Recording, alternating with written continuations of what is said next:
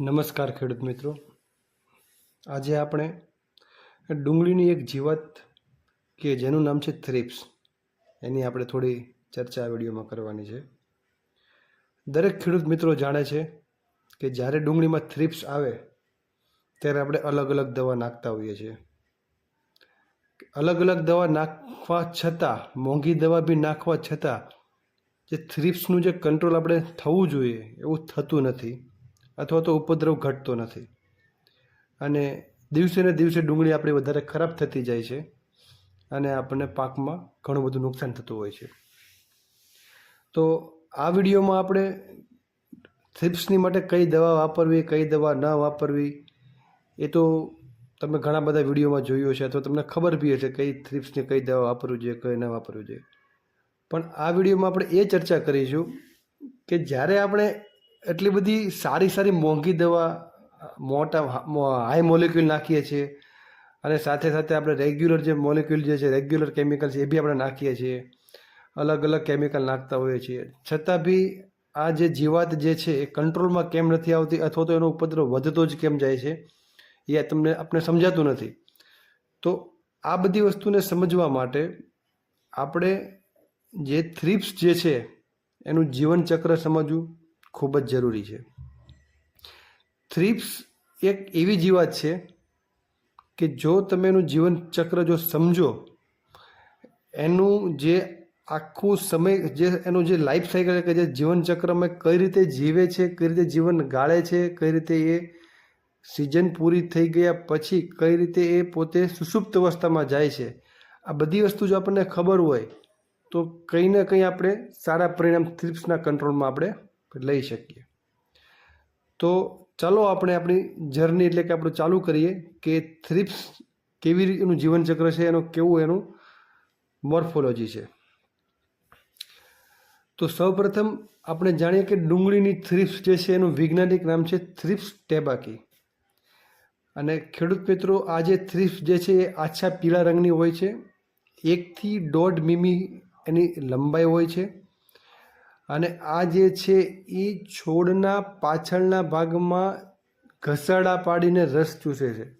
યાદ રાખજો, બીજી જીવાતની જેમ પોતાની જે ચાસ, એટલે કે જે એની એન્ટેના કે જે હોય છે તે અંદર નાખીને પિયર્સિંગ એટલે કે રસ નથી ચૂસતી, પણ એના જે મુખાંગો જે છે એ આરી જેવા હોય છે. આ આરી જેવા મુખાંગો એ છોડના પાન ઉપર ઘસાડા પાડે છે, ઘસાડા પાડીને એમાંથી રસ ચૂસે છે. તો જે રસ ચૂસે છે એ જગ્યાએ સફેદ જેવા ડાઘા પડે છે, અને આપણને જે છે છોડ જેવો છે જલેબી જેવો વળેલો, અથવા સ્ટન્ટિંગ અથવા વ્હાઇટ સ્પેચીસ આપણને જોવા મળે છે. અને આ જીવાત ખાસ કરીને ડુંગળી, લસણ અને લીક જેવા મુખ્ય પાકોમાં આપણને જોવા મળે છે. હવે થોડું ડિટેલમાં એનું આપણે નુકસાન બી જાણી લઈએ કે નુકસાન કેવું હોય છે. દરેકને ખબર બી છે, છતાં બી આપણે થોડુંક ડીપમાં જાણી લઈએ કે આવું નુકસાન કેમ દેખાય છે. મેં આગળ કીધું એ પ્રમાણે એ જે છે ઘસાડા પાડીને રસ ચૂસે છે.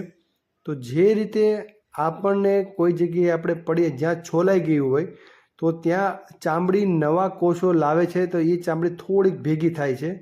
તો એ જ રીતે જ્યાં જ્યાં ઘસાડા પાડે છે ત્યાં આપણું જ જે છોડ જે છે એનું પાન જે છે એ નવા કોષ લાવવાની એ તૈયારી કરતું હોય છે, જેથી કરીને ત્યાં વ્હાઇટ સ્પેચ એટલે કે સફેદ પટ્ટા અને પાન જે છે થોડા ઘણા વાંકા ચૂકા આપણને જોવા મળતા હોય છે.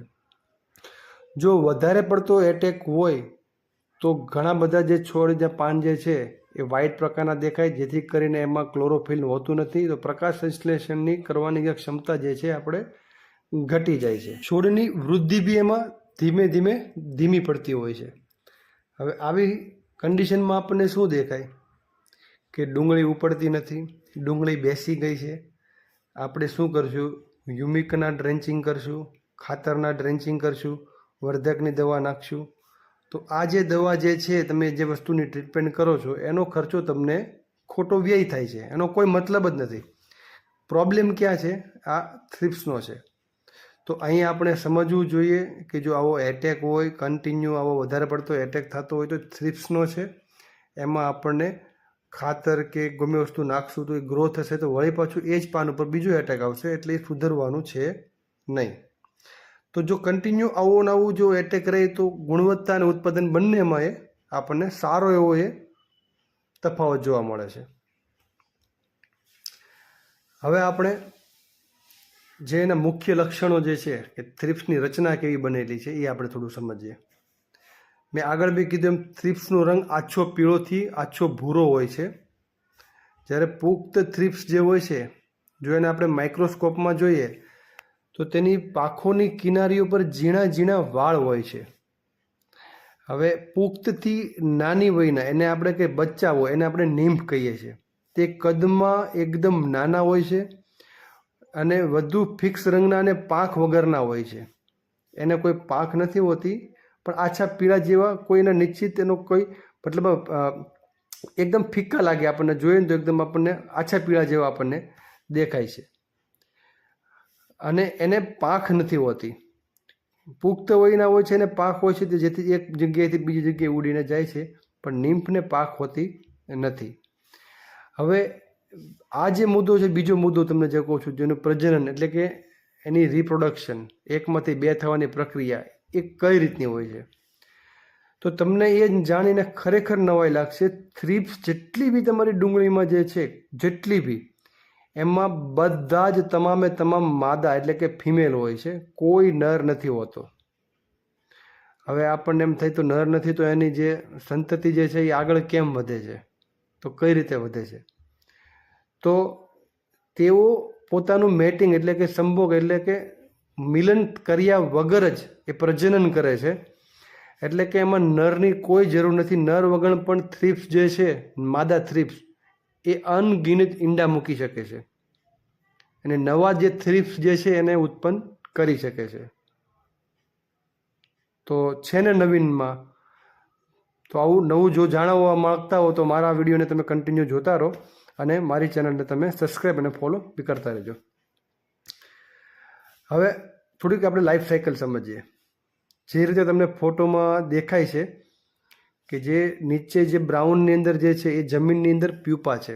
જે આપણે ગયા વર્ષના જે થ્રિપ્સ દાખલા તરીકે અહીંયા આપણે જોઈએ કે ભાઈ ડુંગળી આપણે વાવેલી છે જ્યારે નથી વાવેલી તો આ થ્રિપ્સ નથી હોતી ને જેવી વાવીએ તો થ્રિપ્સ ક્યાંથી આવી જાય. તો નીચે તમને દેખાય છે જે પ્યુપા જે છે વ્હાઇટ કલરના બે જે નીચે જે બ્રાઉનમાં એ પ્યુપા છે જે જમીનની અંદર જે ગયા વર્ષના જે છે એનું જીવનચક્ર પૂરું કરીને એ જમીનમાં પડેલા છે. કોસેટા આપણે કહી શકીએ આપણે ગુજરાતી ભાષામાં. તો એ જે કોસેટા જે છે એ સુષુપ્ત અવસ્થામાં છે. જે રીતે ડેડકો કઈ રીતે સુષુપ્ત અવસ્થામાં રહે છે એ રીતે એ સુષુપ્ત અવસ્થામાં છે. તો આ જે છે એ જ્યારે તમે ડુંગળીનું વાવેતર થાય અનુકૂળ પરિસ્થિતિ એને મળે એટલે તરત જ કોસેટો ફાડીને જે તમને મોટી દેખાય છે ને બ્રાઉન કરીને જ્યાંમાં એ થ્રિપ્સ જે છે એ તમારે સીધી છોડ ઉપર એ એટેક કરે છે. અને છોડના પાછળની ભાગમાં અથવા તો વચ્ચેના જે એકદમ નાજુક ભાગ હોય છે ડુંગળીની અંદર વચ્ચેની જે કુણપ હોય છે એકદમ નાજુક હોય છે ત્યાં એ ઈંડા મૂકે છે. અને એમાંથી ફર્સ્ટ ઇન્સ્ટાર લાર્વા અને સેકન્ડ ઇન્સ્ટાર લાર્વા કે જે આપણને ડુંગળીની અંદર નુકસાન પહોંચાડે છે ને વળી પાછું આપણે જ્યારે ડુંગળી જ્યારે પૂરી થવાનો સમય હોય ત્યારે પાછું એ કોસેટા બનીને જમીનમાં જતો રહે છે. તો અહીંયા આપણને શું સમજાણું કે જો જમીનમાં બી આપણે કોઈ બી થોડા જંતુનાશક નાખીએ કોઈ એવું કોઈ જ્યાં ઘણા લોકો નાખતા હોય છે થાયોમિથોક્ઝામની મમરી નાખતા હોય છે ક્લોરોની મમરી નાખતા હોય છે. તો જો આવી બી તમે જો થોડું ઘણું બી જમીનમાં તમે જ્યારે વાવતા વખતે પાયામાં નાખો તો તમને સારો એવો બેનિફિટ એમાં મળે છે. હવે એને જીવનચક્રની વાત કે ભાઈ કેટલા બચ્ચા હોય છે અને કઈ રીતે આખું પોતાનું જે પરિવાર જે હોય છે એ કઈ રીતે ચલાવે છે. તો પુખ્ત માદા થ્રિપ્સ દરરોજના અંદાજે 2 થી 10 ઈંડા મૂકે છે. કેટલા? 2 થી 10 ઈંડા મૂકે છે અને તેના 30 થી 45 દિવસના જીવનકાળ દરમિયાન એક માદા થ્રિપ્સ કુલ 150 થી 300 જેટલા ઈંડા મૂકી શકે છે. વિચાર કરો તમે 45 દિવસનું જીવનચક્ર હોય છે એમાં 150 થી 300 ઈંડા મૂકે છે અને એક થ્રિપ્સ જે નીકળે છે એ વળી પાછું એટલા ઈંડા દેવાની તાકાત ધરાવે છે. તો વિચાર કરો કે એ કેટલી સ્પીડમાં એ પોતાનું જે છે સંતતિ આગળ ફેલાવે છે. તે પોતાના ઈંડા છોડના, મેં આગળ વાત કરી એમ, એકદમ કુમળી જે હોય, આપણે ડુંગળીની અંદર વચ્ચેની કૂપણ હોય છે એકદમ કુમળી હોય છે, એની અંદર ઈંડા મૂકે, જેથી કરીને એકદમ સુરક્ષિત રહે, કોઈ દવા બવા એમાં અડે નહીં અને કોઈ વસ્તુ એમાં જઈ શકે નહીં અને આપણને દેખાતા બી નથી. જ્યારે એનો એટેક આવે ત્યારે આપણને દેખાય છે. આને લીધે થ્રિપ્સની વસ્તી ખૂબ જ ઝડપથી વધે છે અને જો સમયસર એનું નિયંત્રણ ન કરવામાં આવે તો ખૂબ જ ભારે ઉપદ્રવ સર્જાઈ શકે છે અને એમાં આપણને પછી ગમે વસ્તુ નાખીએ આપણે તો રિઝલ્ટ આપણને ખૂબ જ ઓછું મળે છે. કેમ કે આપણે રિઝલ્ટ જેવું નાખીએ 100 મારીએ તો મારે બીજી 150 હોય છે ને એક દિવસમાં મેં કીધું અંદાજે દરરોજના 2 થી 10 ઈંડા મૂકે, એમાંથી વળી પાછી ઉત્પન્ન થાય. એટલે આ સાયકલ એટલી સ્ટ્રોંગ ચાલે છે જેથી આપણને રિઝલ્ટ જે છે એ ઓછું મળતું હોય છે. જીવનચક્રનો આપણે સમય જો કરીએ તો એ 2 થી 3 અઠવાડિયામાં 30 થી 45 દિવસનો હોય છે નોર્મલ, વધારેમાં વધારે. અને આ જે ગરમ અને સૂકા હવામાનમાં તેમની સંખ્યા ખૂબ જ ઝડપથી વધે છે.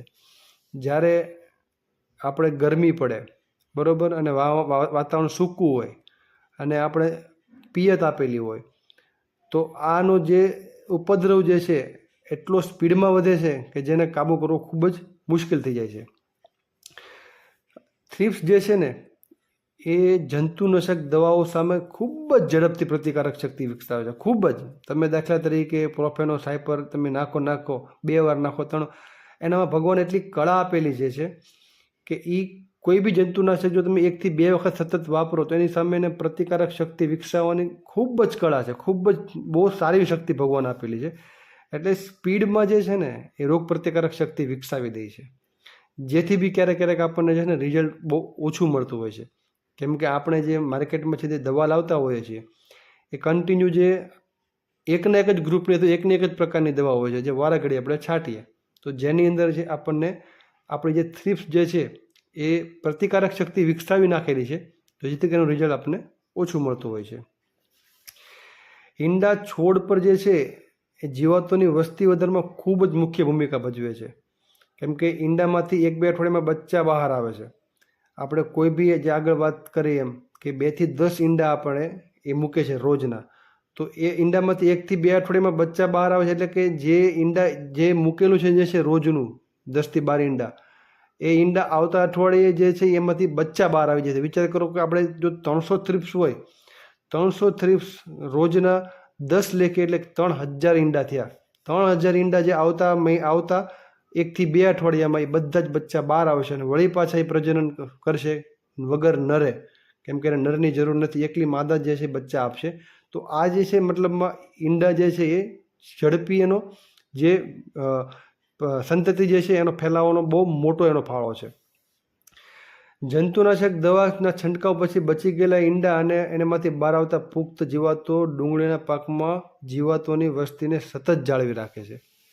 મેં તમને આગળ બી કીધું એમ કે જે રીતે આપણે જંતુનાશક દવાઓ જો કન્ટિન્યુ આપણે છાંટેલી હોય એમાંથી જો કોઈ બી ઈંડા જો બચી ગયેલા હોય અને બહારથી જો ઈંડામાંથી જે મતલબમાં જે બચી ગયેલા ઈંડા જે છે અને બહારથી આવતા પુખ્ત જીવાતો એટલે કે જે ઓલરેડી પુખ્ત જે છે, તો જો દવાથી જો બચી ગયા તો એ જે છે એમાંથી જે સંતતિ જે આવશે એ એકદમ સ્ટ્રોંગ આવશે અને જે બી આપણે દવા છાંટતા હોય છે એમાં એ પ્રતિકારક શક્તિ પહેલેથી જ ધરાવશે, જેથી કરીને એમાં આપણે જો બી દવા નાખશું રિઝલ્ટ આવશે નહીં. નિયંત્રણ માટેની મુખ્ય વ્યૂહરચનામાં ઈંડા મૂકવાનું રોકવું અને ઈંડામાંથી બચ્ચા બહાર આવે તે પહેલાં જ નિયંત્રણ કરવું ખૂબ જ જરૂરી છે. તો આપણે એનું જો નિરાકરણ કરવું હોય તો ઈંડાનાશક જે દવા આવતી હોય છે એ જો આપણે નાખીએ તો જો ઈંડામાંથી જ જો આગળ ન એનો મતલબમાં સંતતિ આગળ વધે તો આપણને રિઝલ્ટ સારામાં સારો મળે.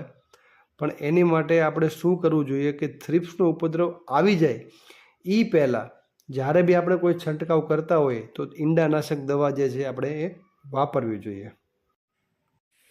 થ્રિપ્સની પોતાની જીવનસ્થાઓમાં બચી રહેવાની વ્યૂહરચના, એટલે કે મેં આગળ વાત કરી એમ કે એવું તો થ્રિપ્સ શું કરે છે કે જે આપણે દવા એટલી બધી નાખીએ, એટલું બધું કેર લે, તો એ એવી શું વ્યૂહરચના બનાવે છે કે જેથી કરીને પોતાનું જીવન જે છે એ આગળ ધપાવી શકે અને ફરી પાછી તે જે એની નવી જનરેશન જે છે એ આવનારા નવા પાકની અંદર વળી પાછું આપણને નુકસાન પહોંચાડી શકે.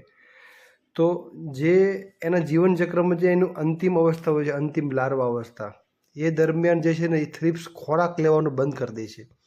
એ થ્રિપ્સ ખોરાક લેતો નથી. હવે ખોરાક ન લે તો આપણે જે છાંટેલી જે દવા જે છે એ છોડની નસોની અંદર ગઈ, એ છોડની નસમાંથી જો ખોરાક લેતું હોય તો એના પેટમાં જાય, એના પેટમાં જઈ અને એ નુકસાન કરે અને મરણ પામે. પણ જે અંતિમ લાર્વા અવસ્થા હોય જે છે એ એટલી બધી સમજદાર હોય છે કે પોતાની જે સંતતિને આગળ ધપાવવા માટે ખોરાક લેવાનું જ બંધ કરી દે છે અને એકદમ સુરક્ષિત જગ્યામાં રહે છે. કૂપણોની અંદર, ડુંગળીના વચ્ચેના ભાગની અંદર, અથવા તો આપણા જે પડેલા જે છે પાક હોય જે છે એના જે બી કચરા હોય છે એની અંદર, જેથી કરીને જે કોઈ પણ પ્રકારની જંતુનાશકની અસર એની પર થાય નહીં. પછી ભલે આપણે ગમે એટલા છોડને નવરાઈ દઈએ, ગમે કરીએ, પણ એ ખાવાનું જ નથી, ઝેર એના પેટમાં જવાનું જ નથી, તો એ મરવાનું છે નહીં. અને એ આગળની સિઝનમાં એ કોસેટમમાં પરિણમશે અને કોસેટમમાંથી વળી પાછું આપણે આગળના વર્ષની જે આપણે ડુંગળી કરવાના છે એ ડુંગળીની અંદર એ પાછો એટેક આપણને આપશે. તો એક આ જે એનું જે સ્ટ્રોંગ પાસું છે એ બી થ્રિપ્સને ખૂબ જ મજબૂત બનાવે છે અને આપણા જે સારા જે દવાના રિઝલ્ટ જે છે એને પાછા પાડી દે છે. બીજું જે છે તે માદા થ્રિપ્સ પોતાના ઈંડા જે છે પાનના તંતુની અંદર મૂકે છે, જેથી એકદમ જે ઈંડા જે બહારથી એકદમ સુરક્ષિત રહે છે અને જંતુનાશકની દવાની એમાંથી અસર થતી નથી. ઘણી બધી જીવાત કેવી છે કે પાન ઉપર ઈંડા મૂકે છે, જમીન ઉપર ઈંડા મૂકે છે, ટોચ ઉપર ઈંડા મૂકે છે, જે ડાયરેક્ટ કોઈ બી દવાના ટચમાં આવે. પણ આ એવું છે, ગુલાબી ઈયળ આપણે કેમ અંદર જઈને બહારથી એકદમ પોતું પ્લગિંગ કરી દે, બંધ કરી દે, તો આ પણ એવું જ છે કે પોતાના ઈંડાનું એકદમ આવરણ બનાવે છે, એકદમ સુરક્ષિત જગ્યામાં મૂકે છે, જેથી કરીને દવાની અસર એના પર થાય નહીં. તો આ બધી વસ્તુ આપણે જોઈ કે કઈ વસ્તુ એને મજબૂત બનાવે છે, જેથી કરીને આપણા દવાના જે રિઝલ્ટ જે છે આવવામાં આપણને થોડું મુશ્કેલી અપાવે છે. હવે આપણે થ્રિપ્સથી અલગ અલગ પ્રકારના નુકસાન આપણે જાણી લઈએ, કેમ કે નુકસાન આપણે ભલે બધાને ખબર જ છે, પણ એ નુકસાન જે છે ને આપણે ઘણી વખત એવું માનતા હોય છે કે આની ઉણપ, પેલાની ઉણપ, એ કરીને આપણે બીજી બધી વસ્તુનો જે છે આપણે પ્રયોગ કરતા હોઈએ છીએ, જે આપણા પૈસાનો ટોટલી ખર્ચનો પૂરેપૂરી બરબાદી જ છે.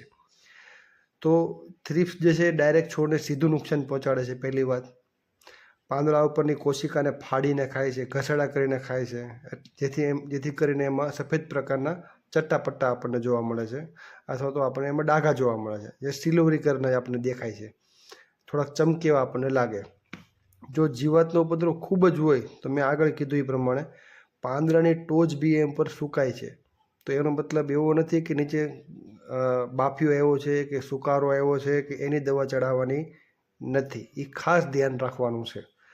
આખો છોડ ચાંદી જેવો દેખાવા લાગે છે, સફેદ છાશીઓ, આપણે મતલબ છાશ ન નાખી હોય, રાખડો માથે નાખ્યું એવું આપણને દેખાવા લાગે છે. તો એમાં આપણને કોઈ વર્ધકની દવા નાખવાની નથી, કેમ કે વર્ધકની દવા નાખશો તો વળી પાછા નવા સારા પાન આવશે, તો વળી પાછો એને સારો રસ મળશે, તો વળી પાછું તે ઉપદ્રવ વધશે. એક આવા છોડ રહેવાના કારણે કન્ટિન્યુ, કેમ કે એમાં જો છાશ જેવો એકદમ સફેદ જેવો જો છોડ થઈ જાય તો પ્રકાશ સંશ્લેષણ એકદમ છે ઘટવા માંડે. પ્રકાશ સંશ્લેષણ ઘટે એટલે ડુંગળી ઉપાડવાનું બંધ થાય. ડુંગળી બરોબર મજબૂતી ઉપડતી નથી, ધીમી પડી જાય છે, જેથી કરીને ગાંઠિયાનો વિકાસ પણ ત્યાંના ત્યાં અટકી જાય છે. એના લીધે આપણને જે ઉત્પાદન જોતું હોય એ ઉત્પાદન મળતું નથી.